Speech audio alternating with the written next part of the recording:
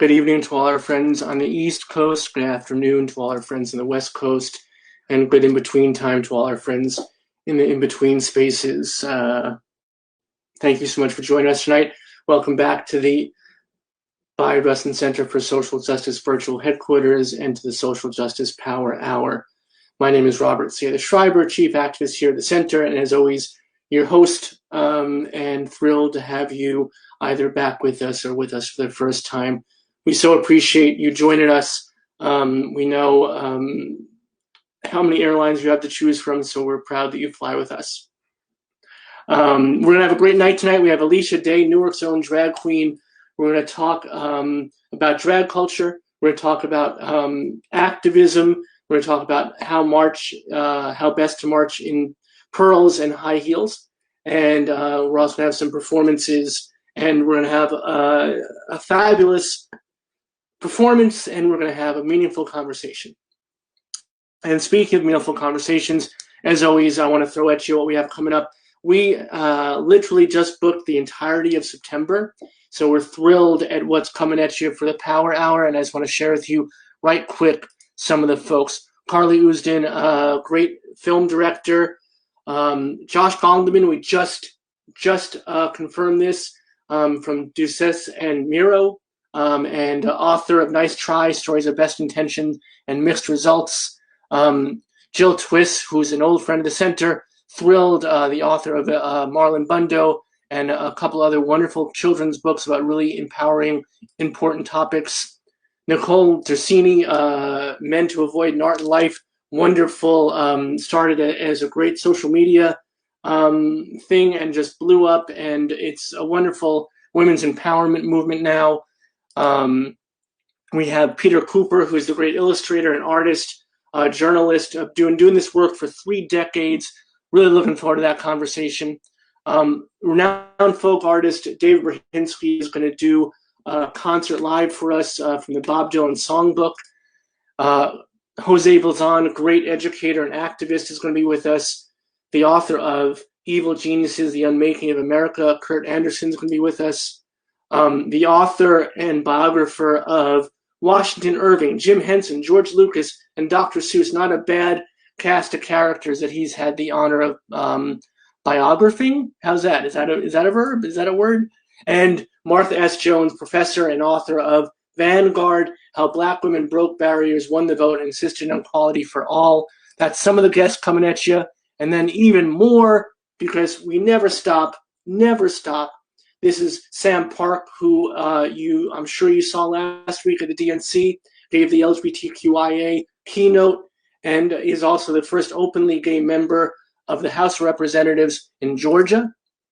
Linza Murr, the creator of Queer Kid Stuff, and had a TED Talk that attracted over 1 million folks, so hopefully we'll get half that when they show up, and also going to do a concert for us. We're going to do some numbers, going to do some conversation, really excited.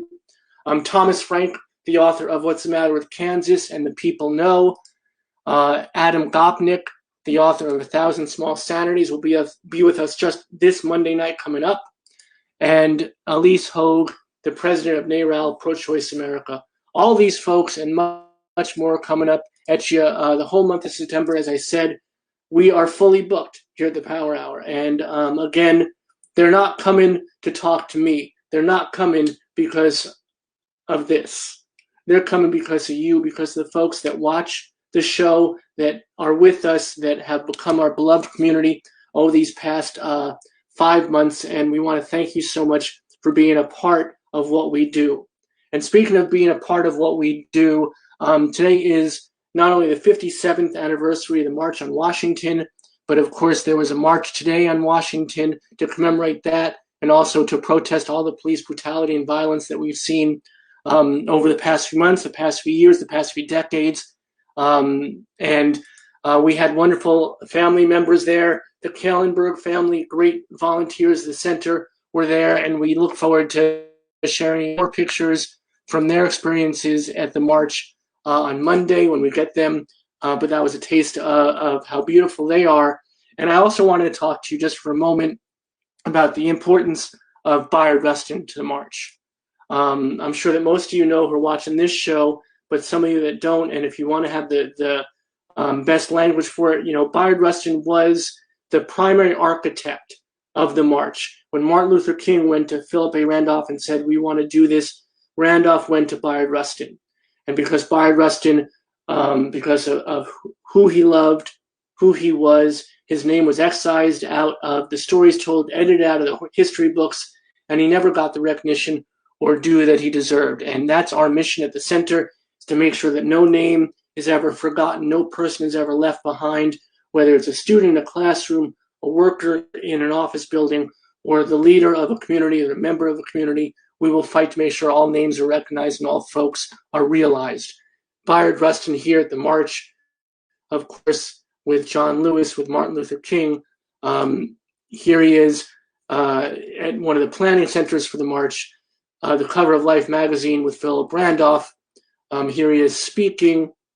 This was a wonderful placard for the march. And here is the actual headquarters where he planned it all. There is him mapping it out. Just an incredible individual and someone whose name needs to be raised up today and every day. And last but not least, I did want to give you a taste of his remarks at the march. So without further ado, here is Bayard Rustin speaking at the march, introduced by the incredible Ozzie Davis. Bring to you the executive director of the March on Washington, the man who organized this whole thing, Mr. Bayard Rustin.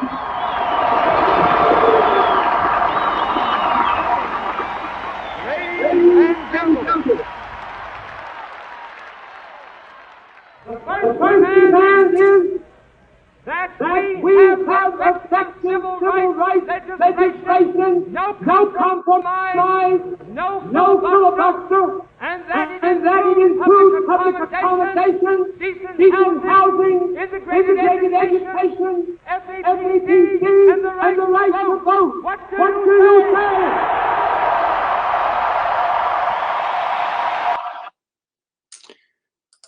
And friends, you can see more about Bayard Rustin on our webpage, rustincenter.org, our Facebook page, which you're watching this from right now. We are thrilled and honored to carry on his good works. I'm wearing this shirt today. Of course, we all know that he said in every community, we need to be angelic troublemakers. And this shirt, even of itself, is a wonderful gift from the community.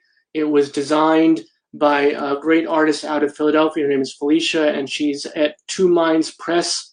You can find them on Instagram. And it was sewn for me onto this shirt, zigzagged by the great craftivist Kyle Burkhart, who's been on the show. And you can find her at Instagram at Vacuuming the Lawn. So please support our artists, our craftivists, the members of our community who do so much to bring to this center everything we are. But tonight we have a member of our community who we first met at our virtual Pride event. We were so thrilled at Virtual Pride. Alisha Day brought us a wonderful video, which we'll show tonight as well. We're going to have that video, and we're going to have 2 live performances and also some great conversation together. So we're thrilled to have Alisha Day from Newark join us tonight at the Power Hour. But I'm looking at my queue and I'm not seeing Alisha, so I'm introducing Alisha, and there she is. She's popping up. So I'm going to bring her on, everybody. So please welcome with me the wonderful, the fabulous Alisha Day, everybody. Hello, everybody. Hi. How are you? Can you guys see my makeup and my face? I spent a while doing this, honey. I want it to be seen. You are seen. You are. All right. How are you? Thank you for having me. Thank you for being here. I am so thrilled. One of the things that I am really proud of at the center is how we grow our beloved community, how we reach our fam. And, when you gave us that video for Virtual Pride, we had 3 hours of content. We went over. We had like 3.5 hours. It was hosted by Harmonica Sunbeam and Mike Hotpence. We had videos from Titus Burgess. We had videos from, Billy Porter. A whole bunch of folks were with us. But I have to be honest, so many people were so excited about your video and so thrilled with the work that you did. Thank So you. we're gonna watch that tonight. Aw. And then, and I want to ask you, if you don't mind, and I hope I'm not getting too personal. How's your mom doing? She's doing well, yes. So yeah. So we had, for those who are watching, we did have some, like, I guess, medical hiccups. She's fine now. She was in the hospital. She's clear. It wasn't anything COVID related. It was, personal other things besides COVID. But she's fine. She's well. She's sleeping in other rooms. She's chilling. She's at her best health. She's good. Thank you for Good. asking. Thank you for letting us know. And if I may, just for a moment, speaking of COVID, our friend Frederick T. Joseph, who was on the show earlier in the week, he had some health issues, and he was talking about that in the show. And at that time, he didn't think it was COVID, and we've since found out. He found out today that it was COVID, and he was dealing with the after effects of that. So we want to send also our strength and solace out to our good friend and stalwart ally, Yes, sending good energy. and all our members of our community that are being affected by COVID and everything else that is intertwined with all of that, which is something I want to talk to you about.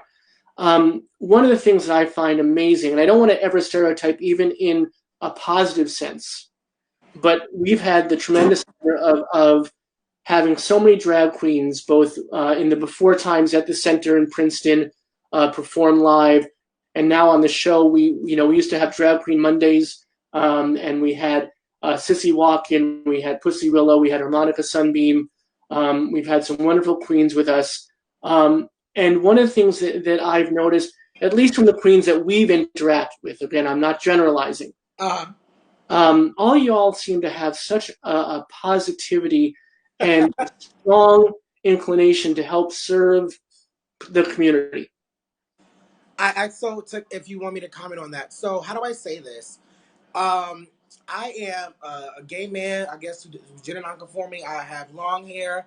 I'm chubby. I'm curvy. I wear nails. So for me, it's like I'm on the outskirts of of being othered. I'm mostly othered every time, every day. People misgender me. I identify as a cis male, but at the same time, I'm misgender because I am gay. I have harassment in and out of drag, even through bullying when I was like in elementary, through middle school, and some times throughout high school. So for me, I understood what it means to be on the outskirts. I understand what it means to be othered and to just not feel welcome. So if I can, in any opportunity, make someone else feel welcome and loved, or at least just comfortable, that's my goal. Because obviously, I look beautiful, so I'm here to entertain. But in order to entertain, I have to make you feel comfortable. I have to welcome you with open arms, and I hope they do the same to me as well. So that's usually why I can speak for myself. That's where my light and my joy comes from. Also, normally where everything is tucked and plucked and bind and placed in peculiar positions. So we gotta keep a happy mentality so we can get through the pain. Because beauty is pain. So yeah. That's beautiful. That is really, really beautiful. Um, and I find that to be so admirable Thank because you. I don't know if I could do that. When I talk to folks who say, you were so strong in saying you've been, misgendered, you've been othered, you know what that feels like, so you're able to cast that light, cast that brightness Yeah. out. To me, that shows such a strength of character and such a depth um, of just exactly what we all need to do, and especially today on the anniversary of the march, when we're thinking about how many folks have marched before us and led the way, and now we're in the streets today and for the past 4.5 months, and before that, and before that, and before that, and it'll be weeks and months after this. How do you find the strength to keep doing that, though? So I mean, as a person of color, I don't know what your ethnicity is, but I can speak for myself. I Being black is a protest, and being a black gay man and who does drag as well.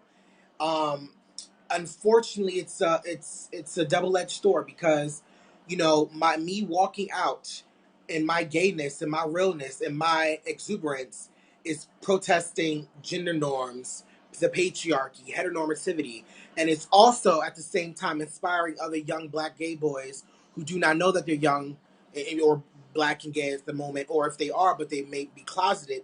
It inspires them to say, okay, I can aspire to be like that, or may necessarily be in my level of expression, but I can aspire to be that confident in saying in my truth and not be concerned with others think of me. So that's the pros and the cons of being black and queer. I believe even I'm going to paraphrase it, but his name is slipping me. James Baldwin said to be conscious and black is to be in a constant state of rage, because you're constantly, when you're black, you're other. You're on the outskirts of society, so you see the things. You see, I don't know if I can curse, but you can see the effed up things, and essentially because you're out there, you know how systems and covert and overt forms of racism and discrimination affect you personally. So it's like when you're on the outside looking in, you're constantly enraged because you see the various forms of propaganda, media, ways that our language, ways that we interact, even from housing to education, are created to not necessarily specifically oppress black people, but black women, especially, specifically black trans women. And even that's even within healthcare. So that is a constant state of rage, and you have to be able to create something, or you'll find something to motivate you to be happy. Sometimes me being a black person, when I have joy, sometimes I feel a little bit guilty because I'm like, okay, I got paid for a gig, or I just styled a wig today. I'm happy, but there's people out there being killed for just existing. But I have to find that happiness in what I do in order to move forward, so I can also keep living, so I can also inspire others. That is the essence of it. I feel like we should just close up shop right there. That's the night right there. And this is, again, when you did that video and we showed that video, your joy, that's what I think it was that spoke to people. I think it just burst out of the freaking screen. And by the way, you can curse as much as you want. Okay, great. Shit, fuck, hell. All right. There you go. Keep going. So you're doing it. And I think that a word that has been, or a phrase that has been used on the show a few times, is possibility model. That idea that and what you said, speaks to that so crystal. To see a young black person, boy, girl, look to you and see what is available to them as identity. That identity isn't this box. It's not this and this. You're not stuck between these two poles. You can go anywhere on that spectrum you want to go, and you can even leave the fucking spectrum behind and find your own spot. Right. So you're doing that. Thank you. And so, I'm just happy that we're having this discussion. So when I went to college, I studied classical music, but I have a minor in Black studies, which essentially discusses gender, race, even sexuality, socioeconomic, sociopolitical topics. So I'm always happy to have these discussions, because unfortunately in drag I haven't necessarily found a situation where I can perform classical pieces, because it's still not my forte, but I still want to sing live. But to have these discussions about race, gender, and political and sociopolitical issues is it's a kick for me, because I'm in this medium where I draw people in, and then I have the message to make them stay and hook them in. So I'm always excited to talk about these things. Excellent. And please, our community, please know that you are welcome to ask questions. If there's anything you ever wanted to ask of a drag queen in general, now's your chance. There you go. Yes. But also in the conversation we're having about empowerment, about moving forward, about marching, about activism, feel free to be involved with that too. And I want to just get to a couple of things that we do have. I'm going to throw them up as chyrons on the screen. Stephanie says Alisha is fabulous and mermaidy. Oh, thank you. I try. It's so hard being out of the water. Learning how to walk again. It's. Where's Tom Hanks when you need him?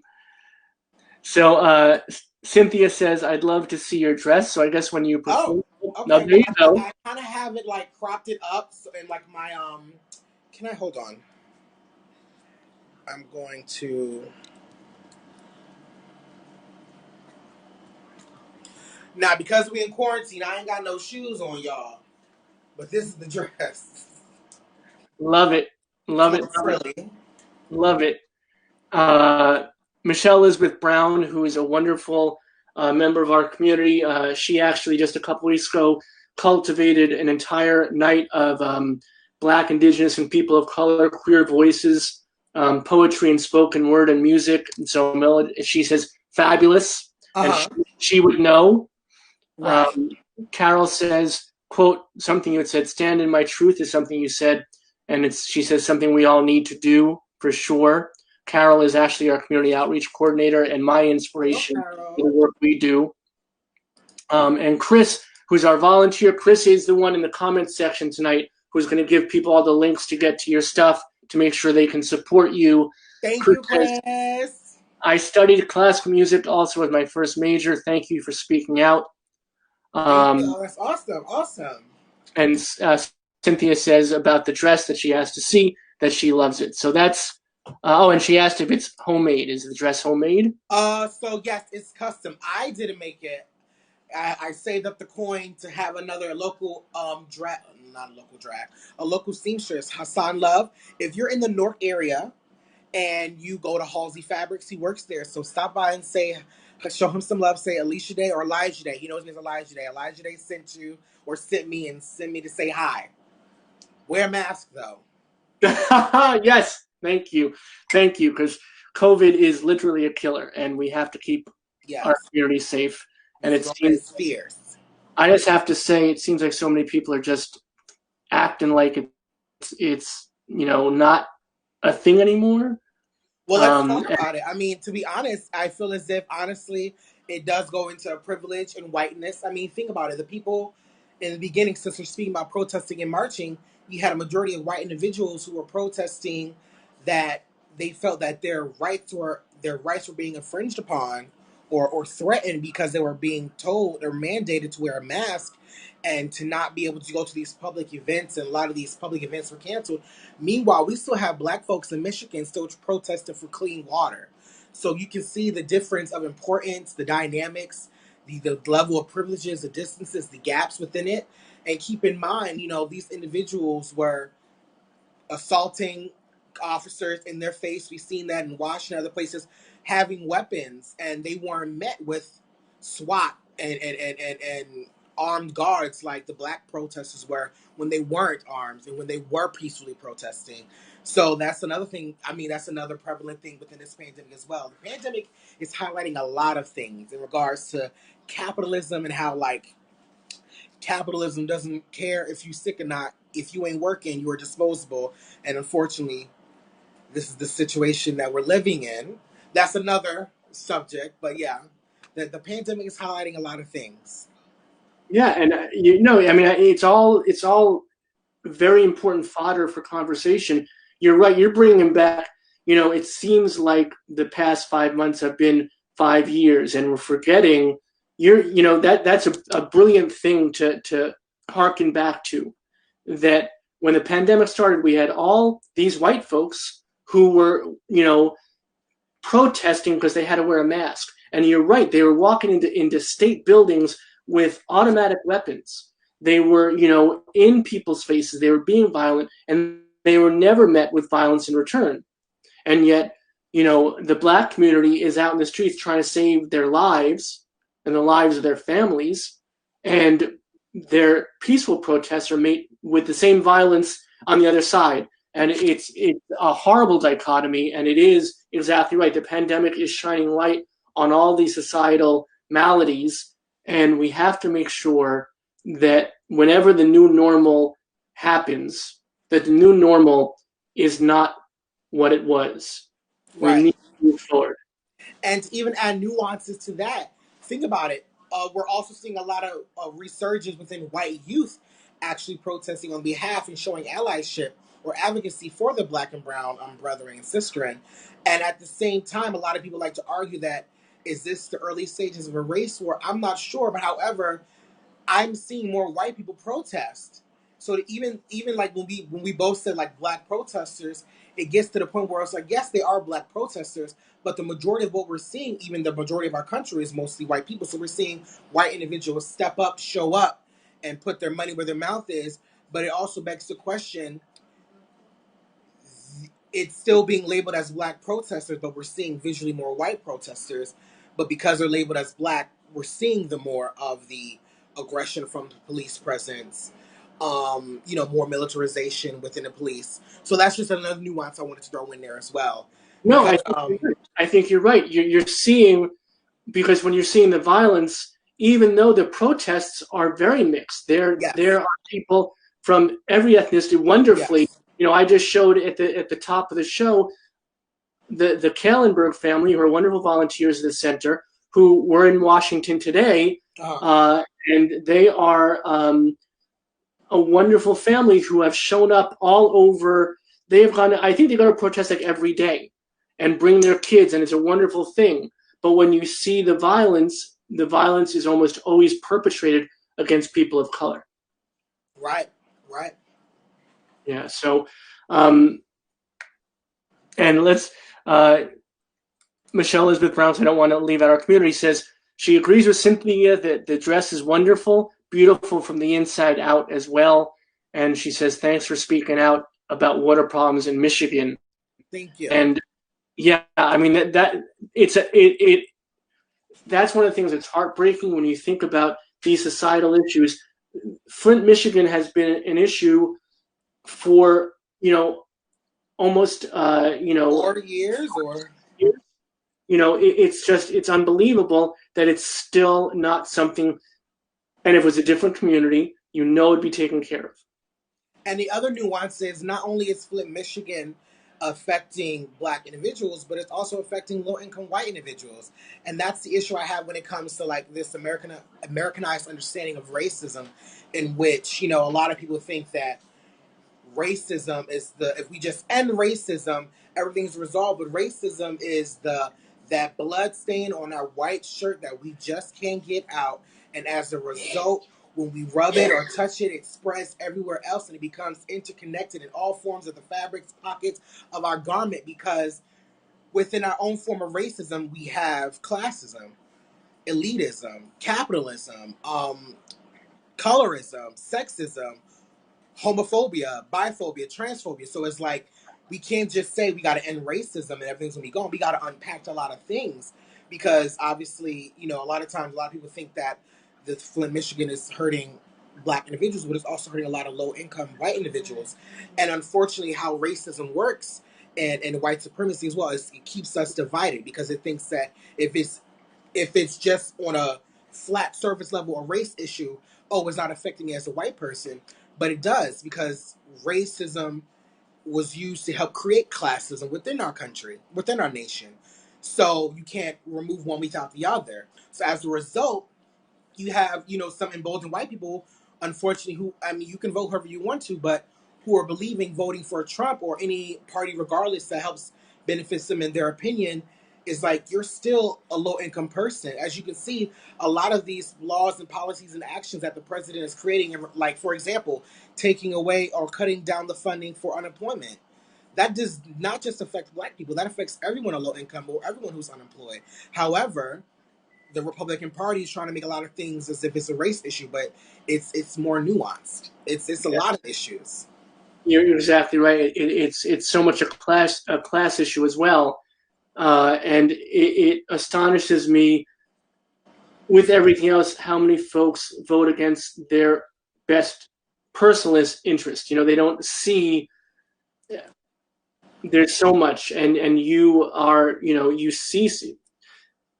you are so such a wonderful guest on to have tonight, because you see so much of it, but you also then are able to shine it back out in a positive way. And speaking of that, maybe we should do a number.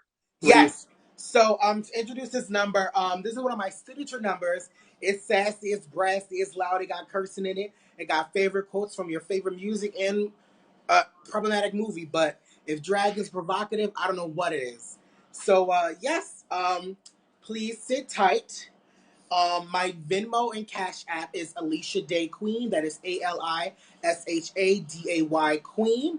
So if you feel free to tip me, it does cost a lot of money to look this cheap, honey. So please tip me, and share the love if you can. No obligations.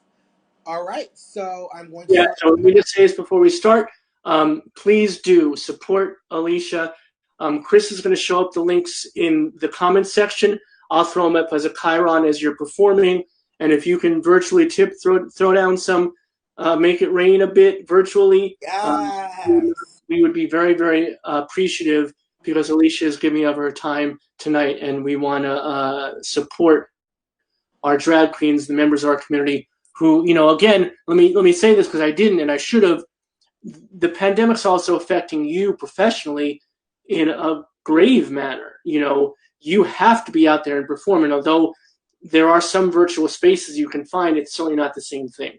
Which is why I'm grateful we did this. I know I'm gonna speak quickly to answer a question. I just turned my light down so I'm not as washed out. I noticed people may think I blended well. The foundation matches. I just had to bring the light down a little bit, more warmer tone.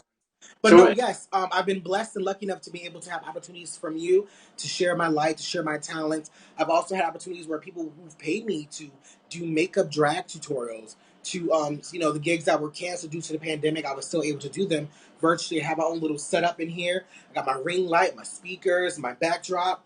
And they're still paying me for those gigs that were, canceled or postponed because of the pandemic. And I'm also getting more opportunities. Bingo, drag queen story hours. So it's been a lesson and a blessing because it motivated me to get my shit together, but also stay on top of my shit and also like improve it. It's like if there's a will, there's a way.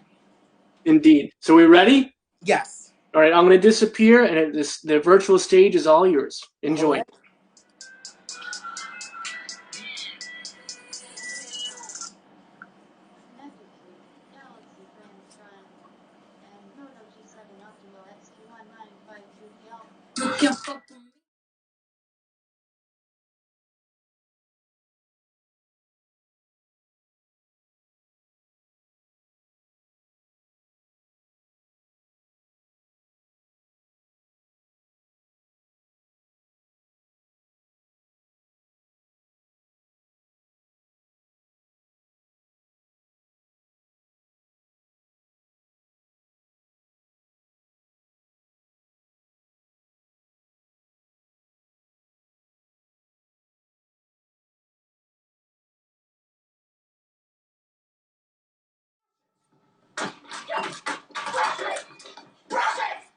Get down here, bitch! You brought that white bitch up in my house? Why would you bring that bitch up in here? I didn't bring her here. Well, why the fuck did she bring my buzzer?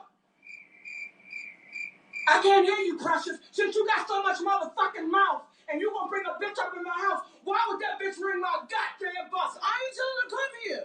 See, I think right now you feeling like you becoming a grown woman. Because that shit you poured in the kitchen, I should have fucked you up. But I let you walk away. And I let you come get yourself together. But bitch, I'm gonna let you know if you ever pour that shit on me again, that will be your last motherfucking day standing. I promise you that. You gonna send a white bitch to my motherfucking buzzer? Talking about some higher education. You're a dummy, bitch. You will never know shit. Don't nobody want you. Don't nobody need you. You done fucked around and fucked my motherfucking man and had 2 motherfucking children. And one of them is a goddamn animal running around looking crazy as a mother.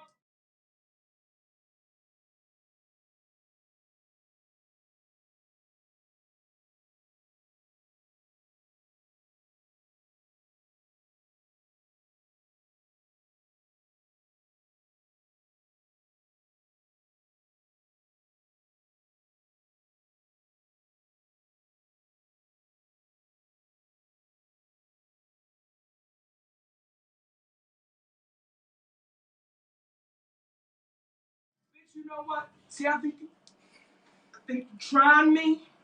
I think you really trying to fuck with me. You fucking with my money. And you gonna stand up there and look down at me like you're a motherfucking woman? I'm gonna show you what real women do, bitch. See, you don't know what real motherfucking women do. Real motherfucking women sacrifice. I should have aborted your motherfucking ass. Cause you ain't shit. I know the day the doctors put you on my goddamn hand, you wasn't a goddamn thing. And you had that smirk on your face, bitch. Oh, God. Now smile about that. Smile about that, you fat bitch.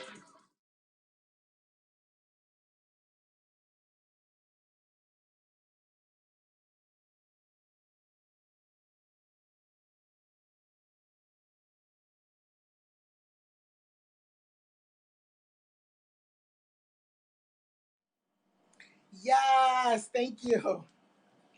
So I want to say this. That was wonderful. But you asked me if you could curse. And then Was it too much? that was, huh? Was it too much? Too much is never enough. No, no, that you're beautiful. Okay. No, I I just was nervous, like, oh, that that's you the want one. once. You want to curse once, and you're like, "Can I curse?" And then that was nothing but. So Right. I forgot we had the previous conversation, but once you gave me permission, you gave me an inch. I took a goddamn yard, a you take mile, a you take marathon. you got the football field there. Right. Two of them, just in case. So that was I love, and again, I love the fact that we had that really meaningful, serious, Right. incredibly passionate conversation, and then we did that, which is the epitome of just letting off the steam. Because I am a stupid bitch, loud and proud. If I can describe my drag with the three S's, it is silly, sexy, and sophisticated, honey. I take myself serious, but not too serious enough because, again, I am a man in beautiful women's clothing, honey. My penis is tucked in positions that naturally do not occur, and I have three layers of makeup on, pins everywhere, honey. I'm in pain, and I'm trying to make you feel good. Of anything, I'm the jester in this court, and my job is to make you be entertained and happy. Okay? Okay. Well, you're doing your job. You're doing overtime. So again, Right. you want to make sure that as you're doing your job and as you are in overtime, here's your Venmo, Alicia Day Thank Queen. you. Yes. Make it rain, everybody. Virtual dollar bills. Yes, please. I'm saving up to get a car. So any money is helpful, honey. All right. Before you get that car, you need a ride. You let me know. Yes. Well, look, shoot. Well, I mean, I Uber to work, so and I take the bus too. But especially, I want a car because I don't want to be in public places like the bus as much during the pandemic. So help me save up to get a car. I'm close. I'm there to my goal. So hook a bitch up. Help me out.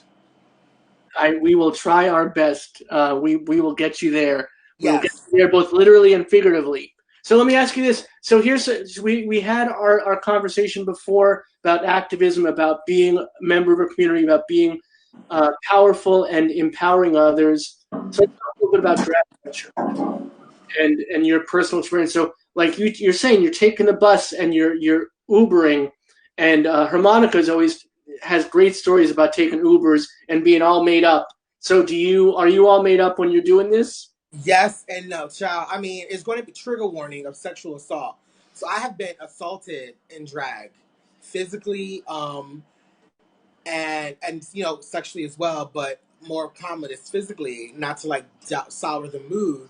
But it is dangerous as hell because again, I am not trans, but as someone who's gender non-conforming, I understand, especially when I'm in drag, I understand the issues that trans women and other gender non-conforming femmes experience in regards from just existing. And the thing is, in the drag community, people say like my makeup aesthetic is more passing or not as campy, so it's more, everyday woman, just a little bit more exaggerated. So I am, hit on, groped, even during shows because, sometimes I may discuss sexual material. People still think of me as a sexual object once the setting is done. So I've had people who grope me, without my permission. I have been in Ubers. I've taken trains. I would have my full face on, a hat, some sweats, and a shirt. I'm traveling from North Penn Station because I live in the North area, all the way on the PATH train where I was assaulted physically was on the PATH train with two other drag queens, Selena Powell and Paige Monroe. That was on the PATH train. I've had individuals try to argue or say verbally offensive things in passing on the train or stares at me or laugh literally in my face and berate me. I've been in full geese from North Penn Station on the PATH train to the Christopher West Village Christopher stop, also all the way to Brooklyn. So in Midtown, so it's a battlefield. There are some cute, fun moments. A lot of girls like to joke and say, "Oh, I like to go to Uber because sometimes I might give the driver a little sucky." And I'm like, "Girl, that's good for you, but that's some stupid ass shit. And here's why: you going to pay somebody 10, 15, $20 to take you home, and you gonna provide them fellatio, bitch. You just paid them twice. where do you win in this? So I'm the type of person, if when they did proposition me these things, I was, are you gonna cancel my ride and still drop me off? You're like, oh no, okay, well keep driving.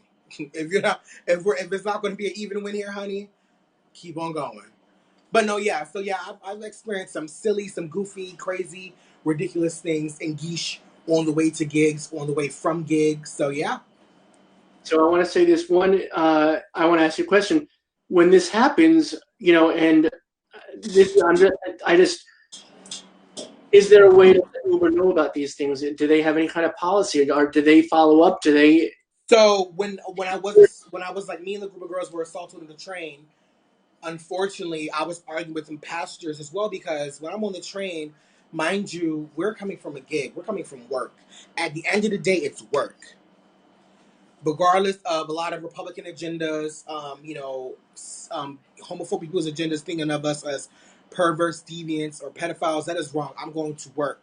I'm going to entertain. I'm going to entertain for my 2 hour, 3 hour set so I can go home, give me something to eat, and pay for my goddamn rent. That's what I'm doing. I'm going to work like everybody else. It's just that my shifts and my duties and responsibilities are quite different, and I also get to drink on the job. And I think that's why most people are goddamn angry, because they wish they can drink on the job, but they can't.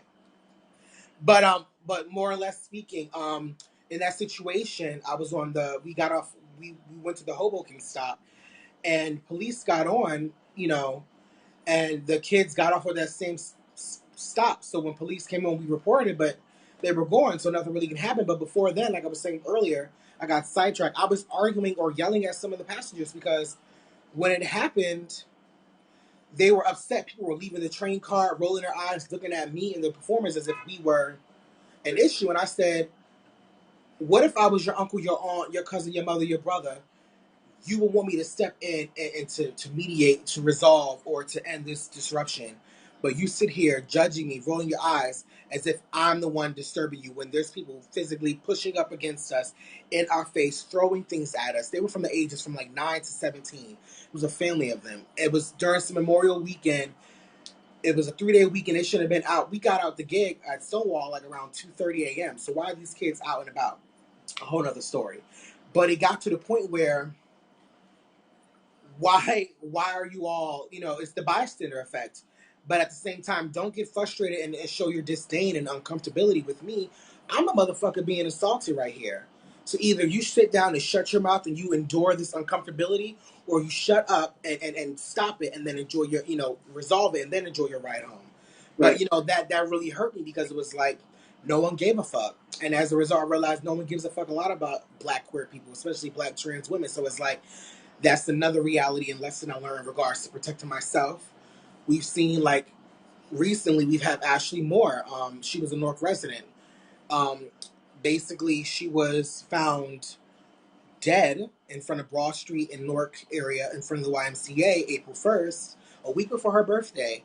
And it got to the point where she was misgendered when they found her body. People thought she was sick and unconscious, but it's just been now we've had like a protest vigil memorial within the North area about it, because this happened in April, and now the police have deemed her murder a suicide, even though there's been reports of strangulation and sexual assault. And we've seen this not just a lot with a lot of trans women, black trans women, but also a lot of black bodies. We've seen a lot of black bodies being lynched and hung randomly, and then they're being ruled suicide. And it's like, well, obviously there's no suicide note. I'm not saying that's one factor that can help it be justified as a suicide, but these are peculiar situations in which it shows that the people that we expect to protect us and we pay with our own taxpayer money do not give the fucks or the cares to actually investigate it. So now, local advocates are investigating, and encouraging and demanding the police to investigate. So I bring this up because I also want to bring up her GoFundMe. So if you are interested, you can go to her GoFundMe. You can literally, it's by Jasmine, someone named Jasmine Singer. But if you search in GoFundMe, it's called Investigate Death of Trans Women Ashley Moore. But to be more succinct, you can literally type in GoFundMe.com/ the death of Ashley Moore. Her Ashley is spelled ASHLEYMOORE. And if I'm going to donate soon. Donate what you can.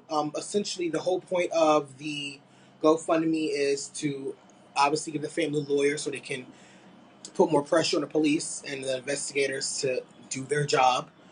And yeah, and this is also common. We've also seen recently within LA that there was trans women that were attacked.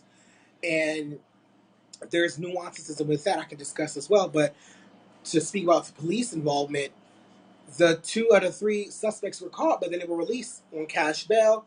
But also the DA, I was on the one of the trans girls' Instagram pages, and she revealed that the DA said they're not going to take the case.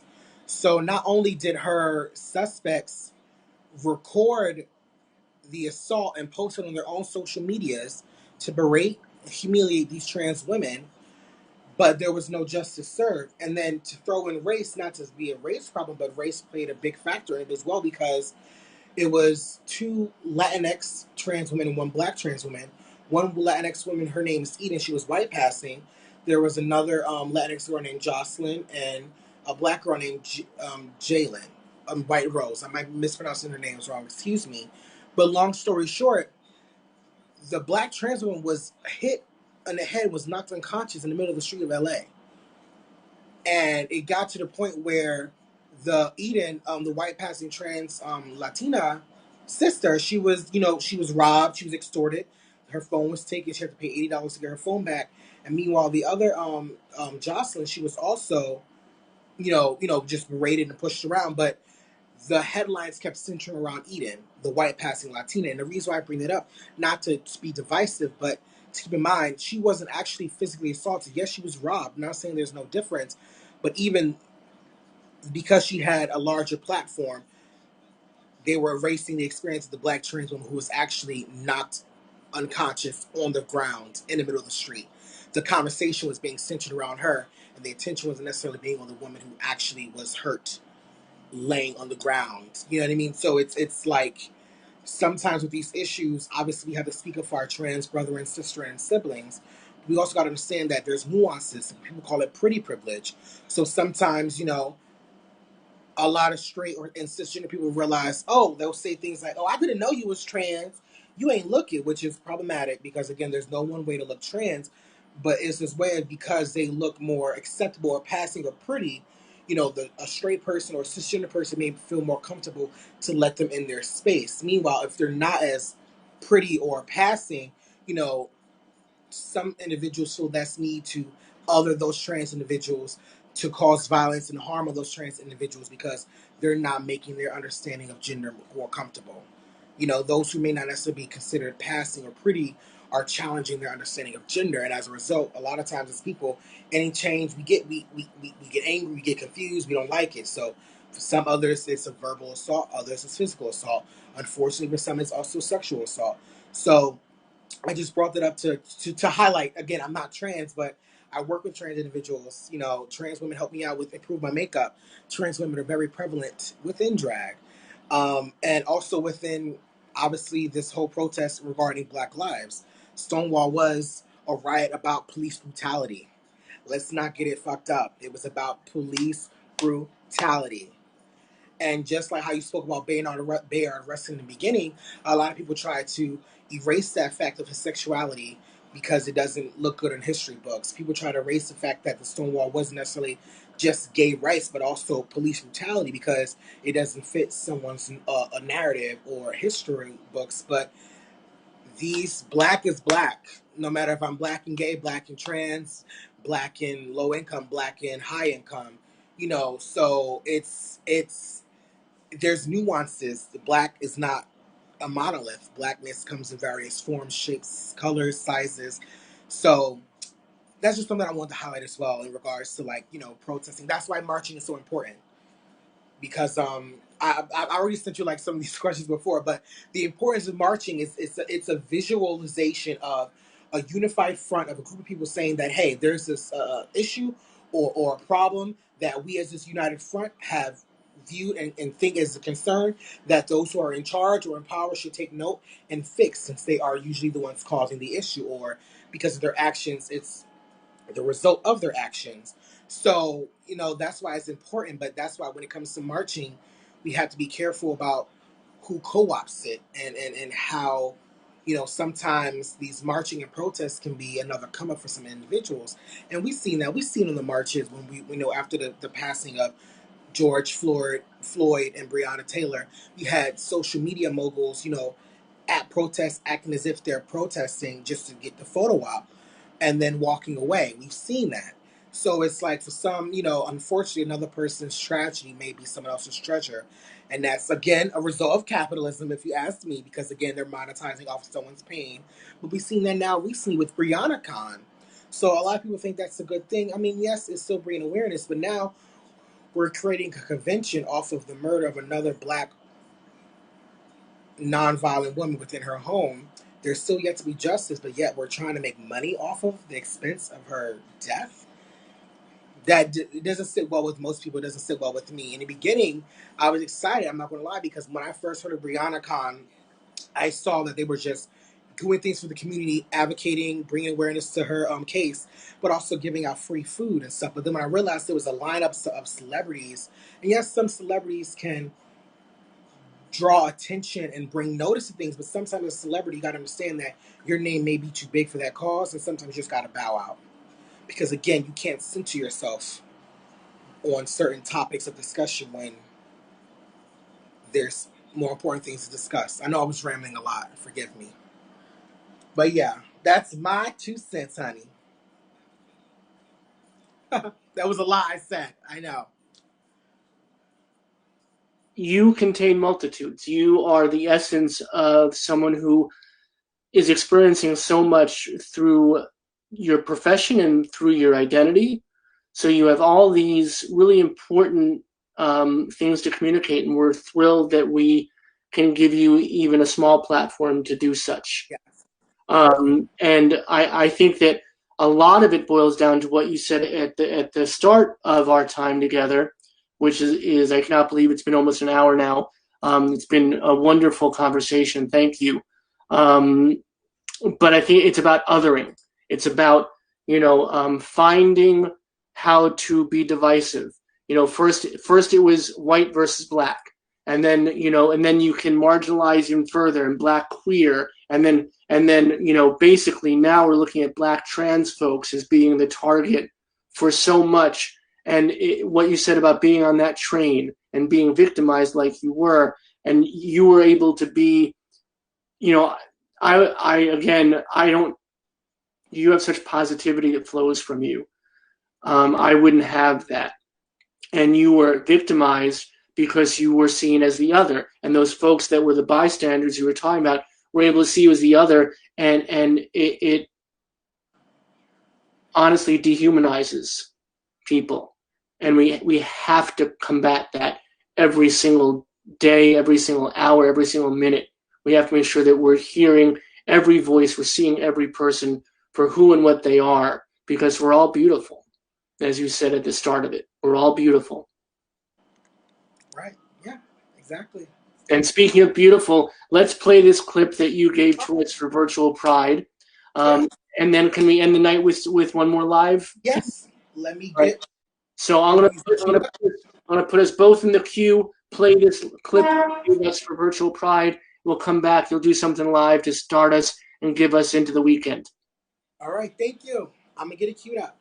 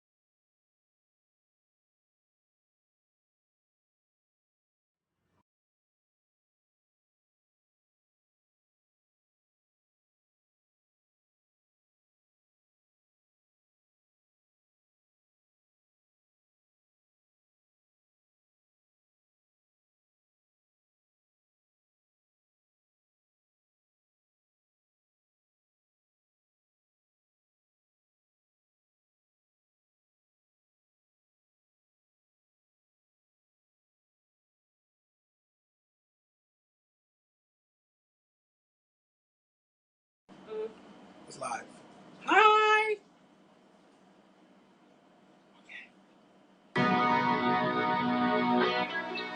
You want me to start or? All right.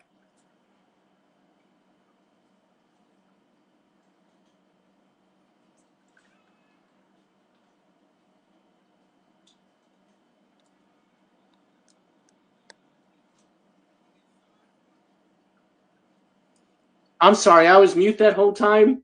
Sorry. Yeah, I was like, I thought it was my end. No. You know what? I thought one fucking show I thought we'd have no technical difficulties, but if that's the least of it, so be it. So what I said was the piece we just showed was wonderful. That was our first taste of how incredible you are, how delightful you are, how fabulous you are.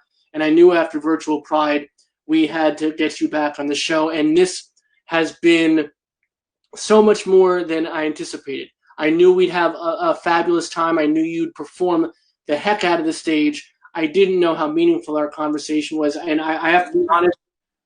I have to be honest. I enjoyed the conversation more than the performance, and I loved the performance. So without further ado, we're gonna go into a little bit of overtime. Prince will be proud of us when the after party. But you're gonna do one more live piece for us, and then we'll say goodnight. But thank you so much, and I'll get the heck off the stage and give you full reign. Enjoy. Yes. Thank you for having me.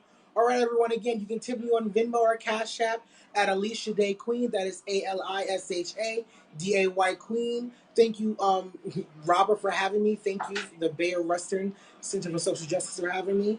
I hope you all enjoy.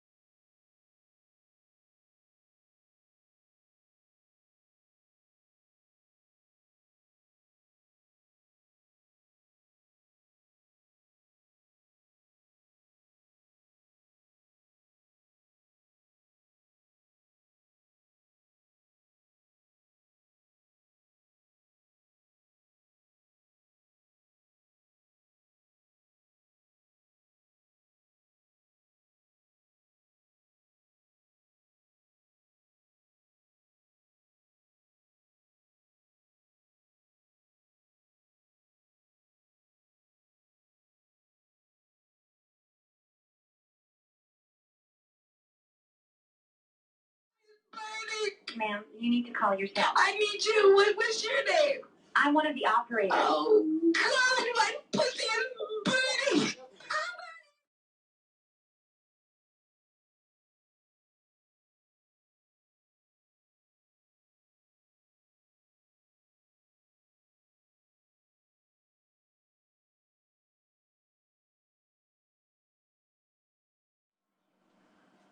Thank you.